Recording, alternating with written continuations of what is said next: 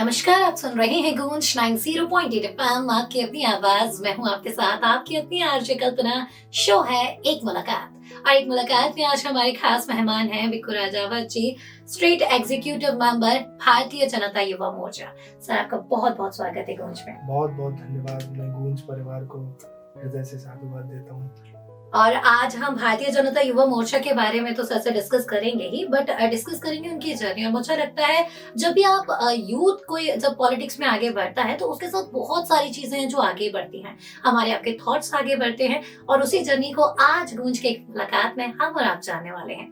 सो आज हम आपसे ये चर्चा शुरू करें उससे पहले मैं जानना चाहूंगी बिक्कू जी, आपके सफर की शुरुआत कैसे हुई?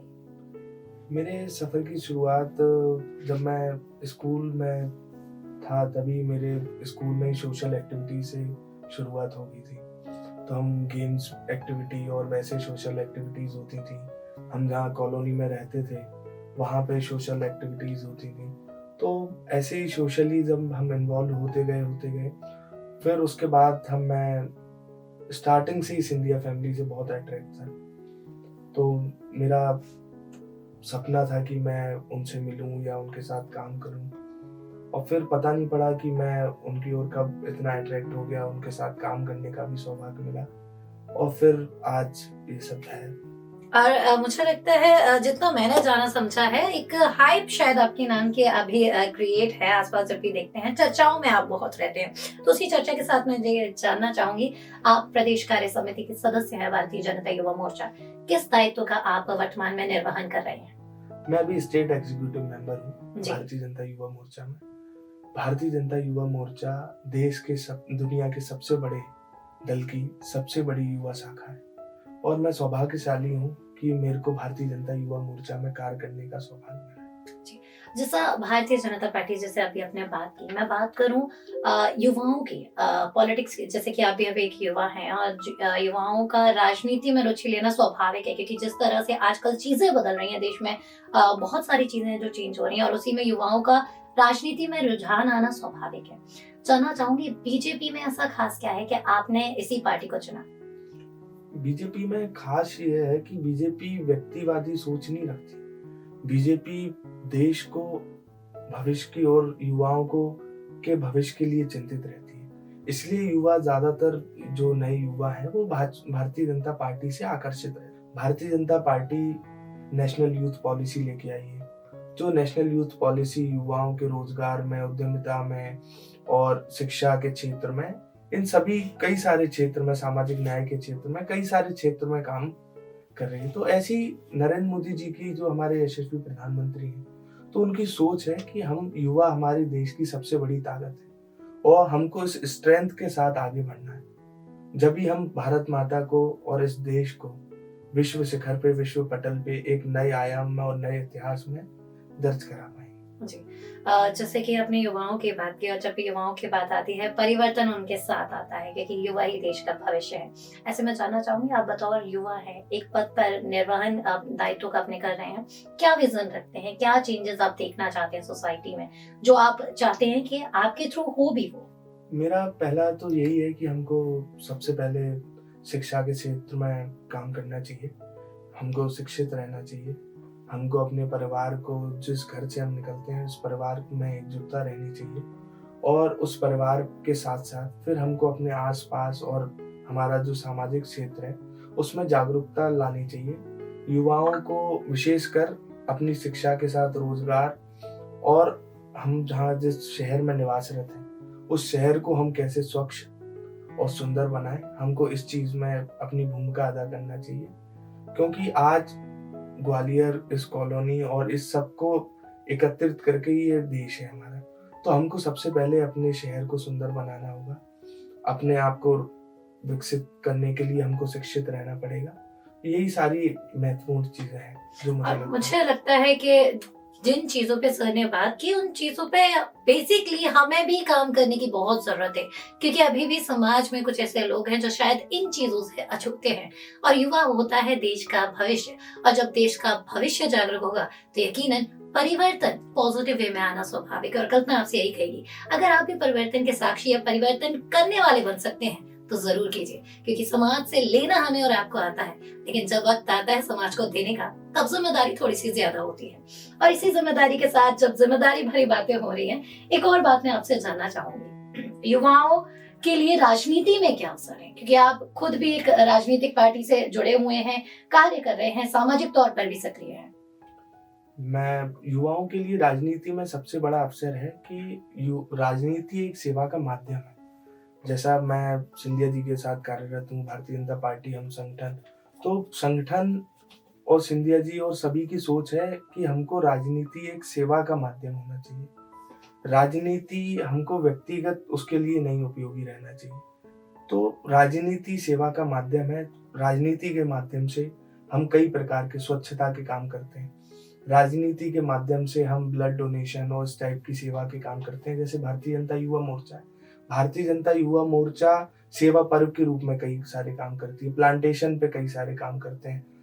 हम जो हेल्पिंग पुअर किड्स पे बहुत काम करते हैं। लावारिस लोगों को शेल्टर होम और इस टाइप के सारे काम करते हैं। तो इस टाइप की कई सारी चीजें हैं। जैसे कोविड के दौरान आपने देखा होगा, तो कोविड के दौरान यूथ वॉलंटियर्स ने और बिल्कुल सामने आके भारतीय जनता युवा मोर्चा के एक सिपाही ने साथ में रह के और लोगों की मदद की, लोगों को भोजन और इस सब की सहायता की। तो इस टाइप के काम राजनीति में हम इस दिशा के लिए करते हैं। जी।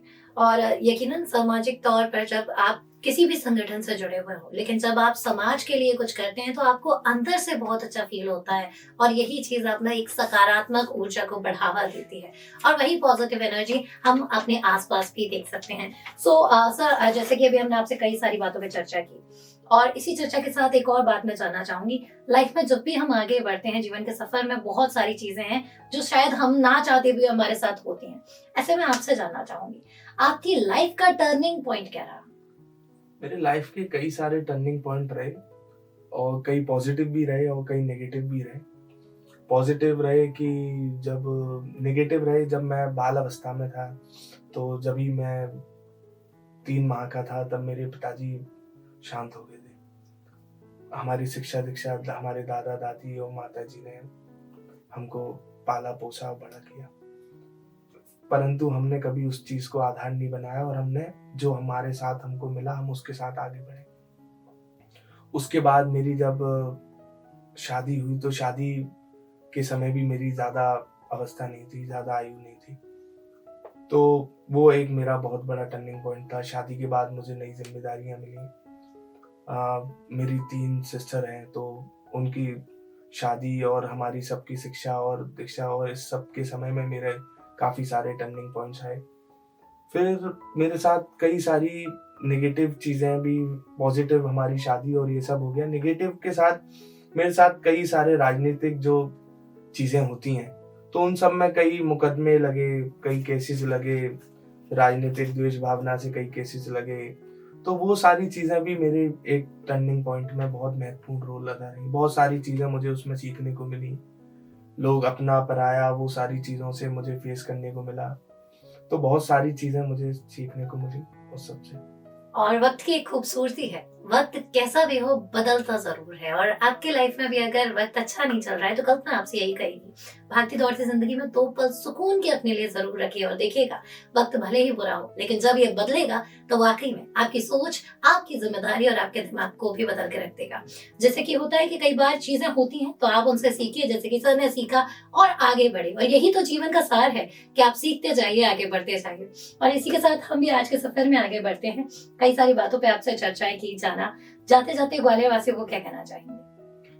मैं सबसे पहले युवाओं को एक संदेश देना चाहूंगा जी कि जो आज का युवा जो भटक रहा है, जी जो नशे की ओर ज्यादा बढ़ रहा है, तो हमको सबसे पहले नशा मुक्त की ओर काम करने की आवश्यकता है। एक युवाओं में जो सबसे बड़ी बात देखने को मिल रही है आज, वो शॉर्टकट। और जैसे जिस अवस्था से मैं निकलते हुए आया हूँ, तो मैंने अनुभव किया है कि जीवन में शॉर्टकट का कोई मंजिल नहीं होती। तो हमको जो शॉर्टकट का मार्ग है उसको छोड़ना होगा, और शॉर्टकट मेहनत और परिश्रम और बड़ी आकांक्षाएं और बड़े सपनों के साथ जीना होगा। बड़े सपनों के साथ हमको मेहनत और परिश्रम को साथ लेके चलना होगा। तो मेरा सबसे बड़ा संदेश ग्वालियर के या हर जगह के युवाओं के, भारत देश के युवाओं समूचे मध्य प्रदेश के युवाओं के लिए विशेष आग्रह पूर्वक संदेश है कि हमको मेहनत और बड़े सपने, बड़ी आकांक्षाओं के साथ। और आपकी मेहनत का कोई शॉर्टकट नहीं है। अगर आप जीवन में कुछ करना चाहते हैं, एक सफल मुकाम पर पहुंचना चाहते हैं, तो मेहनत करते रहिए, आगे बढ़ते रहिए। एक दिन वो जरूर आएगा जब आपकी सफलता, आपकी मेहनत आपके दरवाजों पे खड़ी हो। जरूरत है आपको थोड़ा सा हिम्मत करके बस आगे बढ़ने की। युवाओं के साथ साथ थैंक यू सो मच। आपका भी यूथ इंस्पिरेशन है आप आज के टाइम में। बहुत से लोग हैं जो आपको फॉलो कर रहे हैं, आपको अपना आइडल मान रहे हैं। और थैंक यू सो मच, अपना अमूल्य समय आपने हमें दिया। आपका बहुत बहुत धन्यवाद, बहुत बहुत आभार। जैसा कि अभी हमने यूथ के बारे में आपसे जाना, मैं एक और बात जानना चाहूंगी, ग्वालियर वासियों को क्या कहना चाहेंगे? ऐसे लोग जो आपको फॉलो कर रहे हैं, कई सारे यूथ भी हैं, बहुत सारे लोग भी आपको जानते हैं, क्या कहना चाहेंगे? ग्वालियर को लेकर मैं एक ही चीज कहना चाहूंगा कि ग्वालियर हमारा बहुत सुंदर शहर है। और जब 1 नवंबर 1956 में मध्य प्रदेश का गठन हुआ था, तो उस समय इंदौर और अन्य जिलों से ज्यादा विकसित हमारा ग्वालियर था। ग्वालियर में वो सारी चीजें थी जो अन्य जिलों में नहीं थी, परंतु उसके बाद भी हम कहीं ना कहीं चीजों में पिछड़ते हुए गए। ग्वालियर को सिंधिया परिवार ने बहुत सारा योगदान दिया है। आज हमारे पास तिगरा जैसा बांध है, जो तिगरा 100 साल पहले बना था, और उस समय ग्वालियर की जनसंख्या 1 लाख हुआ करती थी, और आज भी वो तिगरा ग्वालियर का भरण पोषण कर रहा है। तो ऐसी बहुत सारी चीजें हैं जिसको हमको संजो के और उसको विकसित करने की आवश्यकता है। हमारे पास मेडिकल कॉलेज है, हमारे पास बहुत सारी चीजें हैं। आज ग्वालियर में आप देखते हैं जैसे कि नया एयरपोर्ट बना है, भी 550 का रिकॉर्डेड टाइम में, सिंधिया जी ने रिकॉर्डेड टाइम में ग्वालियर में नया एयरपोर्ट बना है। एलिवेटेड रोड 1700-1800 करोड़ की बनने जा रही है। नया ISBT 250 करोड़ से बना है। नया रेलवे स्टेशन 450 करोड़ से बना है। तो ग्वालियर एक नई दिशा की ओर जा रहा है। पर इस सब के साथ हम जैसे ग्वालियर वासी हैं, तो हम सभी की जिम्मेदारी है कि हम ग्वालियर को स्वच्छ बनाएं, ग्वालियर को प्लास्टिक मुक्त बनाएं, और ग्वालियर को हम सुंदर बनाएं। तो इसके लिए हम सभी को अपनी अपनी जिम्मेदारियों का भूमिका अदा करनी होगी, और ये विशेष आवश्यक है। उसमें युवाओं से भी मेरा विशेष आग्रह है कि हम सभी लोग आगे आके इस चीज में भूमिका अदा करें। आज हम ग्वालियर सबसे ज्यादा अभी ट्रैफिक को लेके परेशान दिखाई दे रहे हैं। मैं जो फील कर रहा हूँ, आप लोग भी जो फील कर रहे होंगे, तो हमको ट्रैफिक के लिए वॉलंटियर बन के, या हम जैसे जो मेन 7 से 8 पॉइंट्स हैं ग्वालियर में जहाँ ट्रैफिक की सबसे ज्यादा समस्या है, तो उनमें हम क्या कर सकते हैं। हम जैसे काफी सामाजिक लोग उसमें आगे आके प्रशासन के साथ बैठ के हम क्या उसमें भूमिका अदा कर सकते हैं, हम लोग सभी लोग मिलके। तो इस सब पे हमको विचार करने की बेहद आवश्यकता है जी। और ग्वालियर का मैं सुंदरता को लेके कुछ कह रहा था, तो ग्वालियर ने तानसेन जैसे लोगों को जन्म दिया है। ग्वालियर ने सिंधिया फैमिली जैसे, हमारे पास हमारा सौभाग्य है कि ऐसी फैमिली का सानिध्य हमको मिला है। अटल जी जैसे लोगों का सानिध्य मिला है, और रूप सिंह जैसे लोगों का सानिध्य मिला है। अमजद अली जैसे लोग हमारे ग्वालियर से हुए। तो ग्वालियर कोई छोटा मोटा शहर नहीं है। बस हमको इसकी जो इतिहास है उसको संजो के रख के उसको निखारने की आवश्यकता है। जी, और कला का शहर है ग्वालियर, गर्व का शहर है ग्वालियर, और उसी गर्व के साथ, उसी प्राउड के साथ कल्पना आपसे यही कहेगी, जरूरत है तो थोड़े से हमें और जिम्मेदार होने की, और उसी जिम्मेदारी के साथ आगे बढ़िए, क्योंकि परिवर्तन आता है हमसे, आपसे। अगर बदलाव देखना चाहते हैं तो बदलाव की शुरुआत आपको अपने घर से करनी होगी। छोटे छोटे प्रयास हैं, और देखिएगा जब वो छोटे से प्रयास एक बड़ा रूप लेंगे तो वाकई में हमें और आपको सबसे ज्यादा खुशी होगी, क्योंकि हमें भी तो ग्वालियर को आगे बढ़ते हुए देखना है। और इसी के साथ कल्पना, आपका बहुत बहुत धन्यवाद देते हुए बिक्कू जी। आज हमने आपसे बहुत सारी चर्चाएं की, बहुत सारी चीजों को जाना। बहुत बहुत धन्यवाद। आपका बहुत बहुत धन्यवाद, बहुत बहुत आभार। ग्वालियराइट्स, ये था एक मुलाकात में आज का सफर। अगले हफ्ते फिर होगी आपसे मुलाकात एक नए मेहमान के साथ। तब तक कहीं मत जाइए, सुनते रहिए कल्पना के साथ गूंज 90.8 FM, आपकी अपनी आवाज।